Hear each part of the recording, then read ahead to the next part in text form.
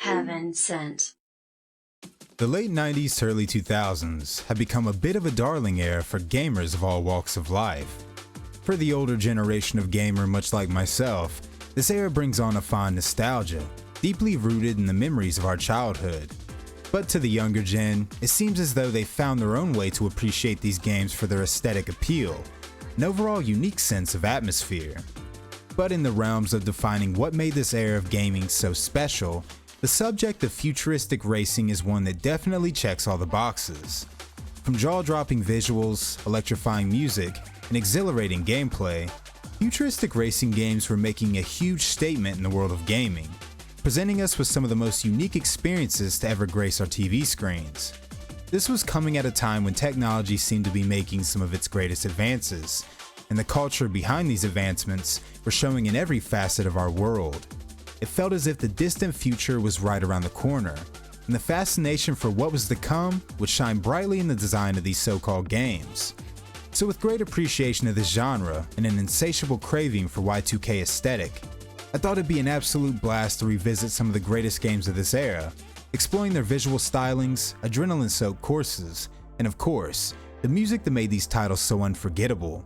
So without further ado, let's get ready to strap in and pull some serious G's in futuristic racing games of the early 2000s.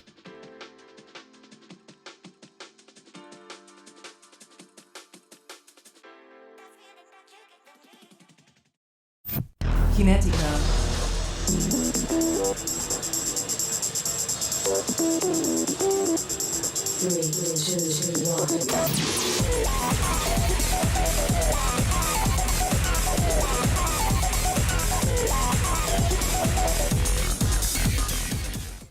Looks badass, doesn't it? That's because it most certainly is. Kinetica is one of the very first games that piqued my interest as a child, and was one of the main reasons I begged my parents endlessly for a PlayStation 2.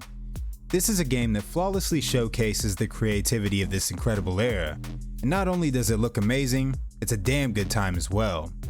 Developed by Santa Monica Studios and released for the PlayStation 2 on October 16, 2001, Kinetica is set in the distant future, following 12 different competitors as they defy gravity, pull stunts, and reach speeds of over 350 miles per hour.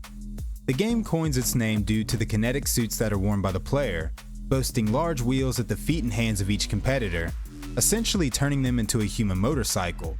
While this may sound a bit strange in writing, once you see it in practice, you'll be glad that you did. The game features 3 different single-player modes, as well as multiplayer options for those looking to couch co-op.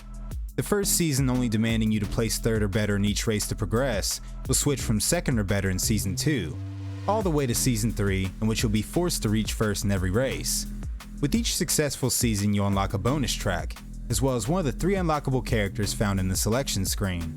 And if you thought these guys were dope, wait until you see the unlockable guys. Now that's pretty much all there is to say about the different modes in game, so let's hop into my gameplay of Kinetica and explore a bit more what made this game so incredible.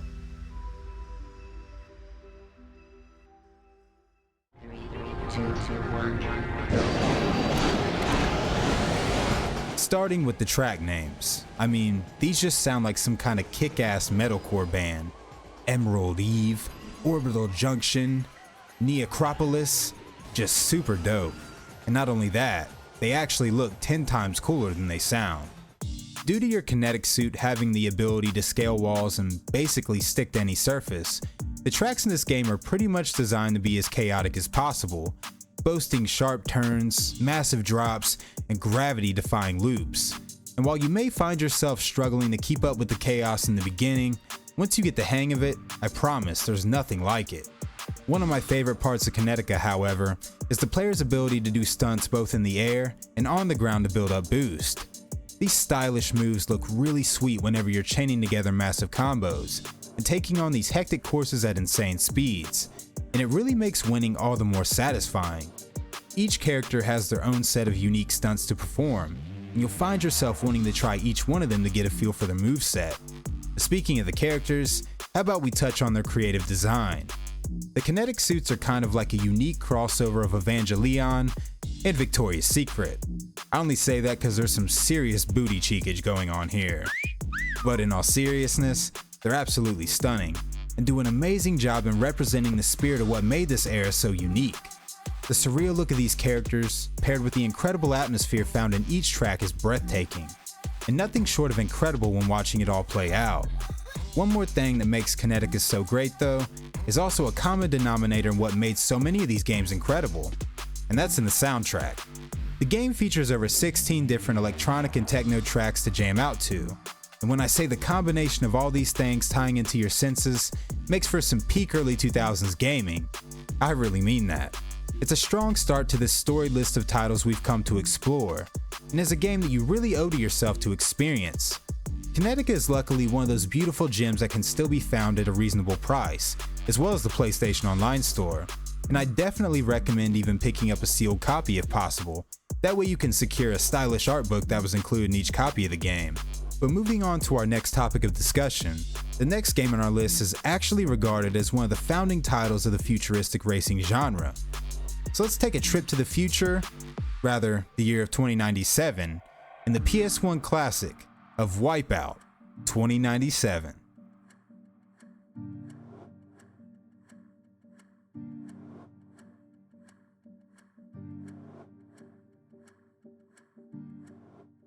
Wipeout 2097. The inception of the Wipeout series first began in the year of 1995, with the very first game of the series being released on September 29th for the PlayStation 1, PC, and Sega Saturn. The game, being set in the year of 2052, revolved around a racing syndicate of anti-grav vehicles, each vehicle boasting a variety of different weapons and power-ups built into them, giving each racer a way to eliminate the opposing competition, or at the very least, slow the roll. It plays kind of like a futuristic version of Mario Kart, which happened to actually have a major influence on the creation of the Wipeout series. During the development process, the game's lead designer, Nick Burcombe, had recounted a time in which he was playing Mario Kart while listening to a playlist of techno songs, which eventually inspired the idea behind a futuristic racing game with a heavy emphasis being laid on the in-game soundtrack. And for anyone who's played these games before, you know exactly how important of a role the soundtrack plays in the Wipeout experience. The game was eventually released to critical acclaim, and with the newfound success in the series being found in the studios of Psygnosis, it was only a year later that they found themselves releasing the next game on our list, that being the sequel by the name of Wipeout 2097. Wipeout 2097, or also known as Wipeout XL in North America, is a spiritual successor of the very first game in the series, but this time around boasting improved physics, an even grander soundtrack, as well as more vehicular mayhem to indulge in. And while I was previously familiar with the likes of the original Wipeout, I'd never gotten a chance at playing the sequel until I fired it up for this video, and to say that I was immediately hooked would be somewhat of an understatement. The fundamentals are very similar to that of the original, but this time around, the stakes are raised. Everything just feels faster in this game, and the level and speed in which you're capable of reaching definitely keeps you on your toes for each race. The game makes use of a progression system, asking that you finish each level in first place in order to unlock a season mode. Completing this season will unlock a slew of other hidden vehicles and tracks, as well as a few Easter eggs being thrown in for extra effort. And if you're anything like me, one of my favorite parts of playing older games is uncovering all the hidden secrets they used to include. Now, going back to the gameplay itself, it does an amazing job at delivering the experience it sets out to achieve, and much like its predecessor, that kick-ass techno soundtrack is back in full swing. And although it wasn't as common back in the time that this game was released, getting to play this game with some headphones and full HD was truly something of an experience. I mean, you're just totally locked in whenever you're playing this game. And combining those high speeds and beautiful level designs with the fitting electronic music is everything you could ask for in a futuristic racing game. I'm sure there are plenty of people who would consider this series to be the beginning of this beloved genre, and whether or not that is true, there's no doubt that it's definitely one of the most influential. Wipeout as a franchise has been delivering on its promises for well over 2 decades now. When it comes to anti-gravity goodness, there's no need to look any further. So if you're like me and had yet to give this retro goldmine a chance to shine in your collection, I definitely recommend giving it a rotation in your PlayStation sometime soon. But for our next game, let's move on to one of my personal favorite racing franchise, a series that is both stylish and, in my opinion, highly underrated. So without further ado, let's hop into the futuristic wasteland of XG, better known as Extreme G Racing.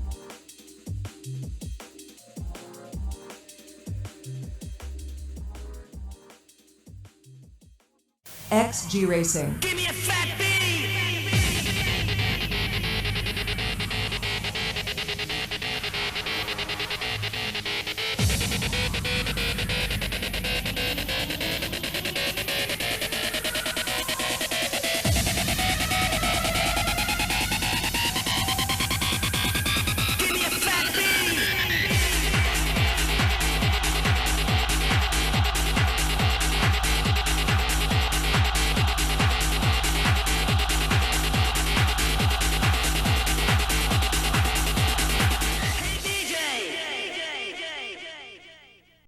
Now it's really no surprise that a majority of these games share some very common traits.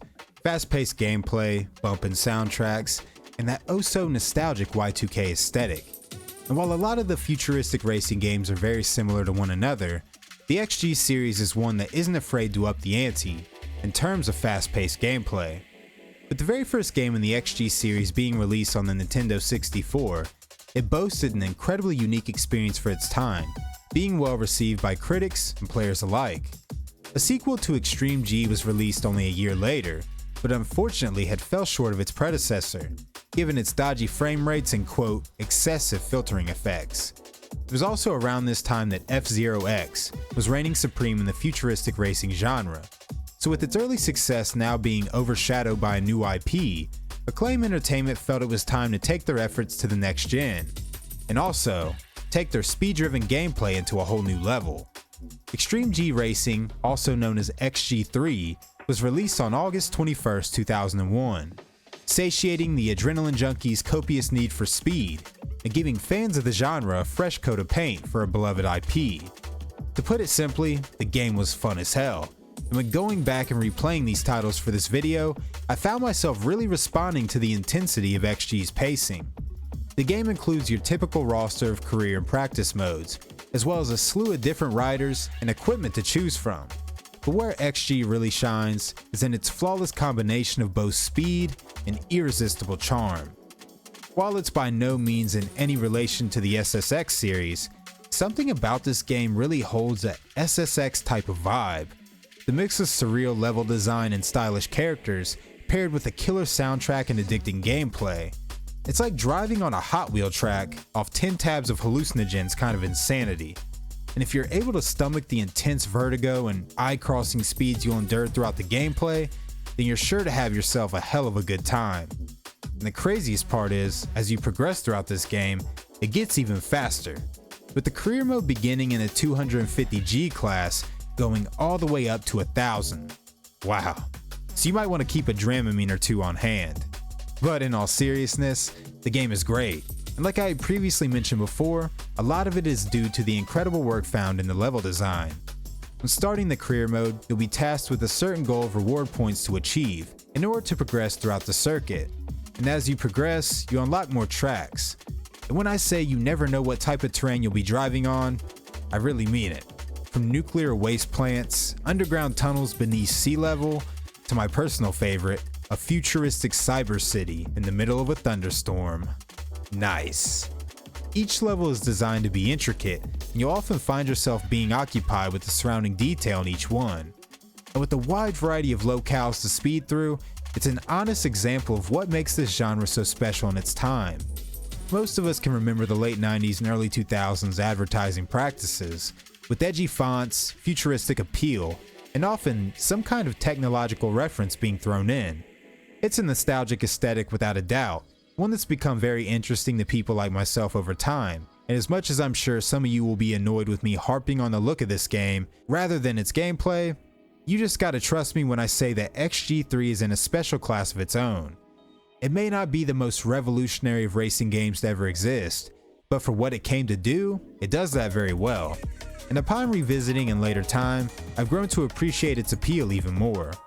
A little over 2 years later, the fourth and final installment of the series was released, in the form of XGRA. And while it definitely made some serious improvements in terms of its mechanics and visual upgrades, it's hard to say that it's the definitive XG experience. I love both the third and fourth games respectively, but I definitely recommend spending some serious time with the third installment before you move on to the fourth. But however you choose to indulge in your futuristic racing fix, just take a moment to ensure that this series has a moment to shine on your console in the near future, because I promise you won't regret it. But before I find myself on another rant, let's keep this souped up anti-gravity train rolling with the next game on our list. And for this one, you're definitely going to want to bring your headphones, as we cover Amplitude for the PlayStation 2.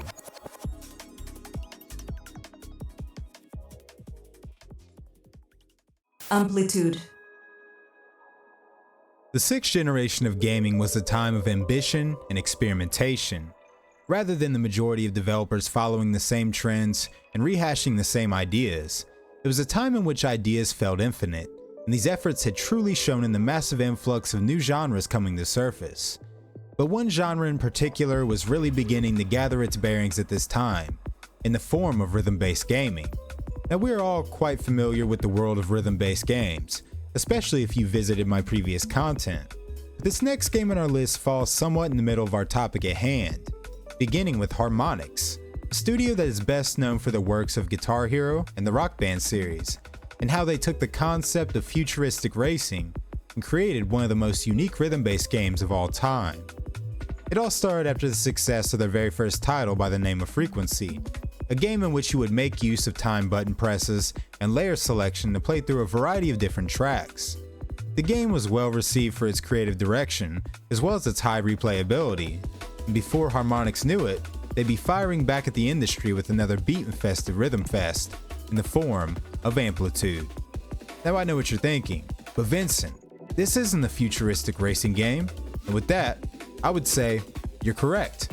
But while it may not play like a racing game, it looks much like the majority of other futuristic racers at the time. And given the fact that it's got one of my favorite bands, POD, included in the soundtrack, I thought to myself, what the hell, why not? So like I'd previously mentioned, the game plays much like Frequency, but this time around, we're in control of a spacecraft that's responsible in carrying the weight of each track's rhythm. You fly across the digital fretboard, timing button presses to the song, as well as switching the different frequencies in order to control the different layers of each track. This can get a bit tricky, as you have to string together combos for each layer in order to keep the song playing in full. And whenever you miss, your ship's energy will steadily decrease, causing you to fail the mission. The songs themselves are a tasteful mix of mainstream hits, as well as a plethora of dope underground artists to vibe out to.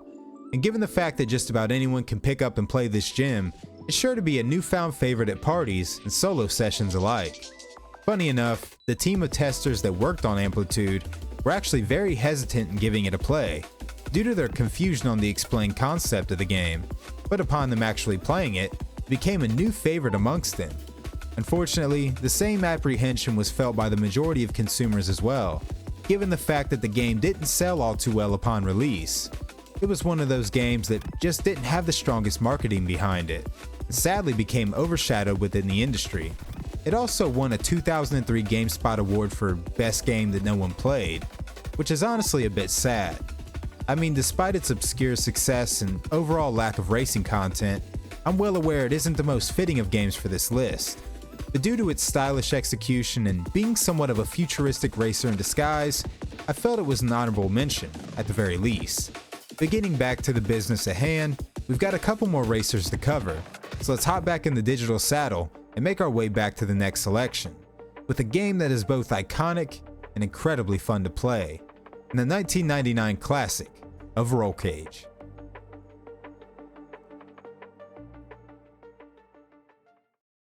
Roll Cage. While this next game may not be the peak of futuristic racing experiences, it's without a doubt one of the most respected OGs of the genre. Going back to the developer of the Wipeout series, Psygnosis, they were looking to continue in the success of their vehicular mayhem expertise and create a new racer with a bit more grit than its beloved counterpart. These ideas came to fruition in the form of a game called Roll Cage. It took the fun of fast-paced vehicular mayhem into a unique direction. The typical meat and potatoes of your everyday racer are here, with a wide range of different characters and vehicles to play with and unlock. All your time trial and practice modes are intact, and even a decently lengthy season mode is included for unlocking further goodies. And while these are all typical in the realms of such a title, what sets Roll Cage apart from the rest is in its vehicles. They look very reminiscent of gigantic RC cars, boasting massive tires and a flexible body for handling loops and making quick turns. This vehicle type allows players to drive on walls and ceilings, and makes for some truly intense moments in every race. It's a mechanic that is a bit tricky to perfect, but whenever you find yourself passing an opponent at over 100 miles per hour while climbing a tunnel, it definitely hits different compared to your normal racer. This game also features some pretty standard combat mechanics, with a litany of power-ups and projectiles to fling at your competition. Another part of what makes the game so damn enjoyable is in its impressive drum and bass soundtrack. A selection of tunes that are sure to send you back to the 90s, with some extra baggy jeans and frosted tips to boot. It may not be the quintessential racing experience, but it's classics such as these that really paved the way for the majority of games that were on this list. Not to mention, Roll Cage has got plenty of those chunky PS1 era cutscenes to enjoy as well. So there's plenty of charm to take in throughout your experience. All in all, I found myself frustrated while playing, but it only showed the lack of mercy that 90s games had back in the day, and reminded me how much they should be respected, as well as enjoyed for the passion that was put into them. But before I shed a couple of nostalgia tears, how about we end this list off with a bang, and cover a game that I'm sure many of y'all have been waiting for. The cream of the crop and the king of speed, and the GameCube classic of FZero GX.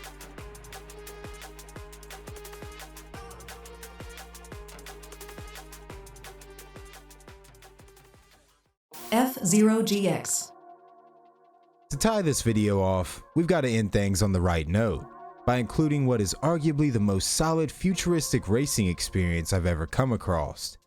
And given the fact that it's home to some of the most iconic characters in Nintendo's lengthy history, it only made sense that we cover the 2003 GameCube exclusive of FZero GX.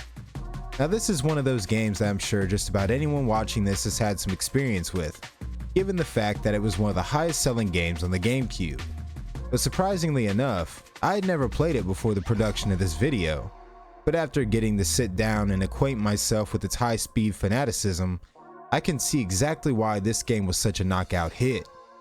Boasting an appreciated level of customization, appropriately paced story mode, plenty of multiplayer offerings, as well as an impressive selection of characters and vehicles, this game contains a lot more content than the majority of other games of its genre, and when it comes down to the meat and potatoes of its gameplay, it's easily the most polished of its class. Now I find that it's important to include the fact that FZero was actually the newest game on our list as well, being released in the summer of 2003. And while I found a lot of the level design to be reminiscent of games such as XG3, there's still plenty of unique charm within the FZero universe to ensure that it stands on its own 2 feet. The sense of speed in this game is absolutely next level, but for once, I wasn't too intimidated, due to the game's responsive controls. The turning and movement of your vehicle in FZero feels very fluid, and is much needed when trying to keep up with the large number of competitors in each race. Not to mention, much like my favorite level design in XG3, you know, the cyberpunk city in the middle of a rainstorm, FZero also has its own version of this, and I gotta say, it's quite amazing. But that's only one of 20 different tracks that you can unlock through the Grand Prix mode, which goes without saying, you'll find plenty of eye candy throughout the large variety of levels to traverse. The game itself can be quite challenging, but not so much to the point that it feels unfair. It's a rewarding level of difficulty that keeps the replay factor at a steady climb throughout each playthrough. And when I say I'm jealous of anyone who got to experience this game in a multiplayer setting back in the day, it really pains me to have not taken a look at it sooner. I've went back and watched a couple of videos of others playing it via couch co-op, and man, it's like Mario Kart on a speedball bender. I may be gassing it up a bit due to a fresh set of eyes and hands for this series, but after playing through all of these great games, I can confidently say this is easily one of the best. While other competitors such as Kinetica reign supreme for me in terms of nostalgia, FZero GX is one of those games that I feel truly defines a genre in every facet. It's the fastest, prettiest, and most falcon punchiest of them all, and it's a game I definitely recommend saving a spot in your collection for. But I don't know about you guys, I think I've gotten my fix of anti-gravity travel in for the day, Now I'm ready to get my feet back on land and get to making some new content for my lovely viewers. We just hammered a new milestone of over 12,000 subscribers, and I can't thank you all enough for the support. It really means the world to me, and I can't wait to show you guys what I have in store for the upcoming year. But until next time, my name is Vincent, and I appreciate you all for spending some time with me. Take care, stay safe, and I hope to see you all in the next video. Peace out, guys.